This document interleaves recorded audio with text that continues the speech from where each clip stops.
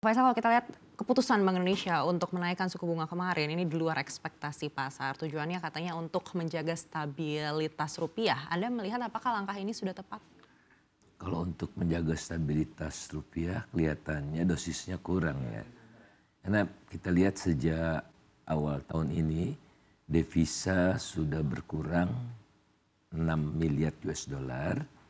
Kemudian pertumbuhan ekspornya anjlok ya. Jadi ekspor turun kira-kira 7% ya. Sementara impornya turun cuma 1%. Jadi bisa diperkirakan dengan relatif mudah bulan ini devisa akan turun lagi cukup dalam gitu. Jadi saya perkirakan mengarah selama tahun ini ya, quarter ya, Januari 4 bulan pertama tahun ini bisa jadi rupiah akan turun sampai 10 miliar US dollar. Jadi apalagi DHE tadi dikatakan sudah taat semua gitu ya. Apalagi yang diharapkan ditambah lagi tekanan import yang makin deras ya. Jadi contohnya minyak dan BBM itu kita sudah mengimport 1 juta barrel per hari kira-kira ya. Bayangkan tuh 1 juta dolar per hari yang kita bakar itu dari luar.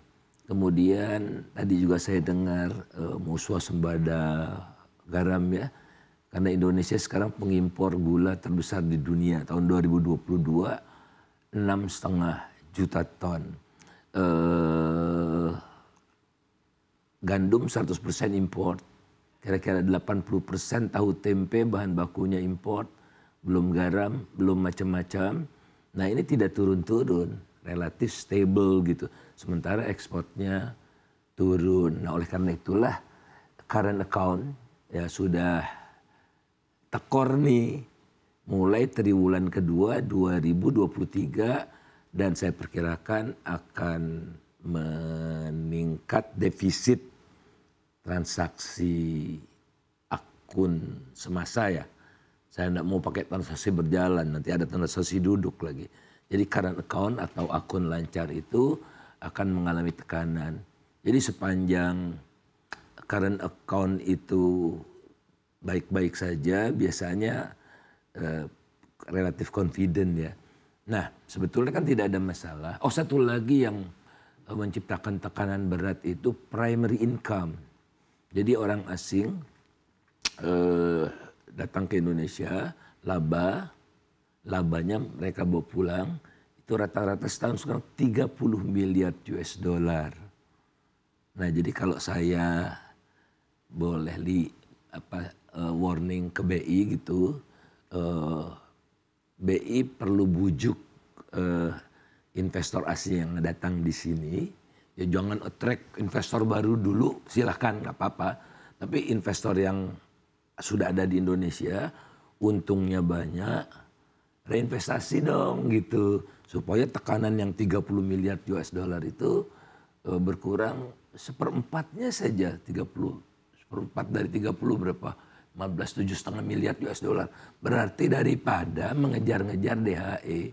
Karena misalnya saya mengekspor sesuatu ya.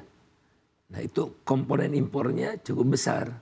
Jadi kalau kita mengekspor sepatu misalnya, mengekspor apalagi tekstil misalnya, itu kan kita dapat devisa hari ini, besoknya saya harus impor. Jadi buat apa di DHE kan? Saya taruh uangnya supaya saya tidak selisih kurs 2 kali gitu kan. Nanti saya jual dolarnya, besoknya saya perlu dolarnya. Buat apa saya jual? Jadi menurut saya sih pilihlah yang akar masalahnya paling besar, itu yang ditembak. Bukan yang perentil-perentil gitu.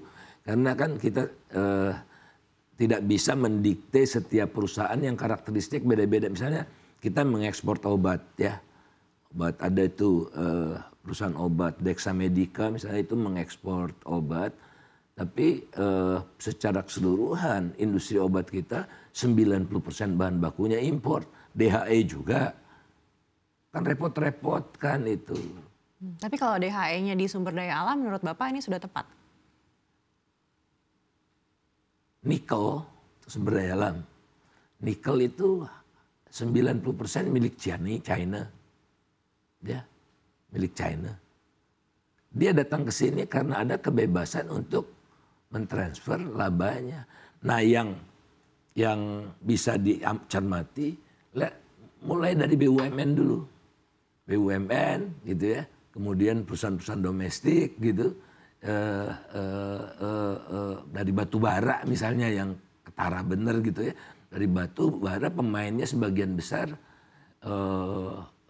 lokal. Kemudian himbaulah itu ya. Dan itu kan elit-elit politik semua yang punya. Nah cek, tapi kalau menurut BI kan sudah 95%. Nah jadi jangan disamakan, ada perusahaan batubara milik Thailand kan. Perusahaan batubara milik Thailand, milik beberapa negara lagi lah di dunia. Itu mah beda, perlakuannya berbeda. Sepanjang kita masih menganut rezim devisa bebas. Kecuali sistem devisa kita sudah kita ubah gitu. Baik, dan bagaimana untuk instrumen investasi yang dikeluarkan Bank Indonesia lainnya seperti SRBI, SVBI, SUVBI, apakah menurut Bapak ini tepat untuk bisa menjaga stabilitas rupiah? SRBI kan jangka pendek ya, kalau surat berharga negara SBN itu asing sudah lebih banyak jual dan beli daripada beli. Saya rasa defisit atau net sell-nya itu sudah 40-an ya. 40 triliun year to date. Kalau sudah 40 triliun itu dan tampaknya akan meningkat terus, itu kan sinyal bagi mereka. Saya nggak puas dengan bunga yang sekarang, itu makanya dinaikkan kan. Membuat ya inilah si malakamanya.